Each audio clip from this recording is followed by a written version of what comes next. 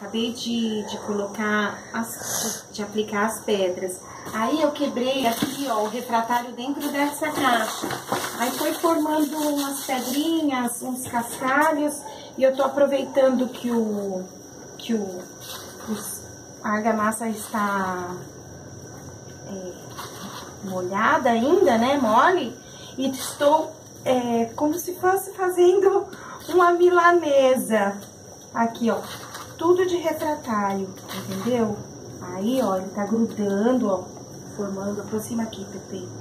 Ó, aí tá grudando, mas tudo isso, todos esses cascalhinhos, essas coisas, essas pedrinhas, são